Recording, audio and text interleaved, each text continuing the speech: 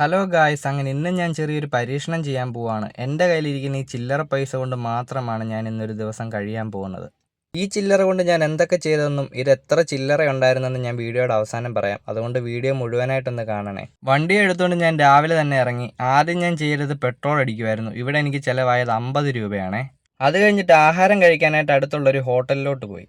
ഇന്നത്തെ എൻ്റെ ഒരു ദിവസം ചില്ലറ പൈസ കൊണ്ട് മാത്രമായതുകൊണ്ട് ബഡ്ജറ്റ് ഫ്രണ്ട്ലി ആയിട്ടായിരിക്കും ഇന്നത്തെ ദിവസം ഞാൻ ആഹാരം കഴിക്കാനായിട്ട് പോകുന്നത്. അങ്ങനെ രാവിലെ കഴിക്കാനായിട്ട് ഒരു ചായയും ഒരു ഉഴുന്നുവടയും പറഞ്ഞു. അങ്ങനെ അതിപ്പം ഞാൻ കഴിച്ചുകൊണ്ടിരിക്കുവാണ്. ചൂട് ചായയും ചൂട് ഉഴുന്നുവടയുമാണ്. അങ്ങനെ രാവിലത്തെ ആഹാരം നല്ല ചൂടായിട്ട് കഴിക്കാൻ പറ്റി. ഞാനിത് കഴിച്ചുകൊണ്ടിരുന്നപ്പോഴാണ് കേട്ടോ ഒരു കാര്യം ശ്രദ്ധിക്കുന്നത്.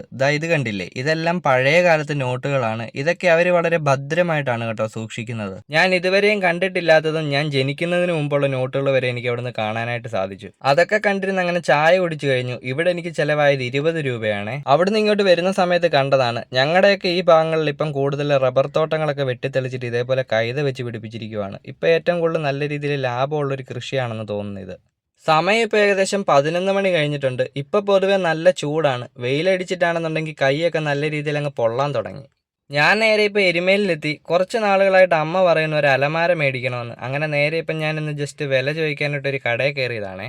അങ്ങനെ ഞാൻ കയറിയിട്ട് കുറച്ച് അലമാരകളൊക്കെ നോക്കി. ഇവിടെ ആണെന്നുണ്ടെങ്കിൽ 6500 രൂപ തൊട്ടാണ് കേട്ടോ അലമാരക്കൊക്കെ സ്റ്റാർട്ടിങ് വരുന്നത്. തടിയുടെ ആയാലും സ്റ്റീലിൻ്റെ ആയാലും സ്റ്റാർട്ടിങ് ഈ ഒരു പ്രൈസിനൊക്കെയാണ് കേട്ടോ ഇവിടെ വരുന്നത്. ഇനിയും വീട്ടിൽ ചെന്നിട്ട് വേണം അമ്മയോട് ഇതിൻ്റെ വിലയെ പറ്റിയൊക്കെ ഒന്ന് പറയാൻ വേണ്ടിയിട്ട്. പോകുന്ന വഴിക്ക് അച്ഛൻ ജോലി ചെയ്യുന്നിടത്തൊന്ന് ഇറങ്ങി. അച്ഛനാണെന്നുണ്ടെങ്കിൽ പെയിൻറ്റിങ് ആണ് കേട്ടോ. ഞാൻ ചെല്ലുമ്പോൾ അച്ഛൻ പുട്ടി ഇട്ടുകൊണ്ടിരിക്കുമായിരുന്നു. ഞാനും നേരത്തെ അച്ഛൻ്റെ കൂടെ പെയിൻറ്റിങ്ങിനൊക്കെ പോയിട്ടുണ്ട്. പെയിൻറ്റിങ്ങിൽ എനിക്ക് ഏറ്റവും ഇഷ്ടപ്പെട്ട ഒരു പണി ഇതേപോലെ പുട്ടിയിടാനാണ് കേട്ടോ. ഞാനും അച്ഛൻ്റെ കൂടെ പോയി കഴിഞ്ഞപ്പോൾ കുറച്ചൊക്കെ പഠിച്ചിട്ടുണ്ട്. കാണുമ്പോൾ വളരെ സിമ്പിളായിട്ട് തോന്നുമെങ്കിലും ഇതേപോലെ സീലിങ്ങിലൊക്കെ ഇടുന്നതെങ്കിൽ മേളിലോട്ട് നോക്കി നിന്ന് നമ്മുടെ പെടലിയുടെ കാര്യത്തിലൊരു തീരുമാനമാവും. അവിടെ നല്ലൊരു മിറർ കണ്ടു കഴിഞ്ഞപ്പോൾ അതിൽ കുറച്ച് സമയമൊക്കെ ഒന്ന് നോക്കിയിട്ട് അച്ഛൻ കഴിക്കാനായിട്ട് കയറുന്ന സമയത്ത് ഞാനിങ്ങ് തിരിച്ചു പോരുന്നു. ഇത്രയും നേരം വണ്ടിയെ വന്നുകൊണ്ടിരുന്ന് കഴിഞ്ഞപ്പോൾ ഭയങ്കര വെയിലും ചൂടുമായിരുന്നു. പക്ഷേ ഈ ഒരു വനത്തിനകത്തോട്ട് കയറി കഴിഞ്ഞപ്പോഴത്തേക്ക് നല്ലൊരു തണുപ്പ് കിട്ടി. ആ വരവ് നേരെ വന്നിട്ട് ഒരു ബേക്കറിയിലോട്ട് കയറി. ഇനി ഉച്ചക്കത്തേക്ക് എന്തെങ്കിലും മേടിക്കണം. ഒരു ചിക്കൻ സാൻഡ്വിച്ച് ആണ് മേടിച്ചത്. അതിനങ്ങനെ 50 രൂപയായി. ചില്ലറ ഇട്ടുകൊണ്ട് വന്ന ആ ബോട്ടിലിനകത്തുനിന്ന് 50 രൂപ എണ്ണ എടുത്തിട്ട് അങ്ങനെ അവിടെ കൊടുത്തു. വീട്ടിൽ വന്നിട്ട് ഇപ്പം ഞാൻ ആ ചിക്കൻ സാൻഡ്വിച്ച് കഴിച്ചുകൊണ്ടിരിക്കുവാണേ.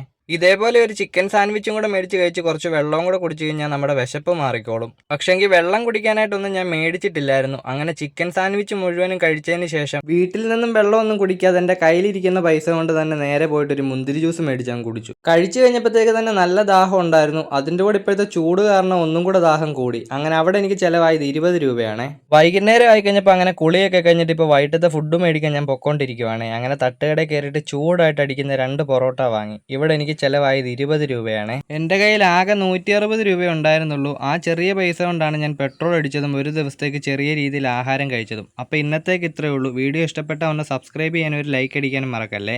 എന്നാൽ ഇനി അടുത്ത വീഡിയോയിൽ കാണാവേ.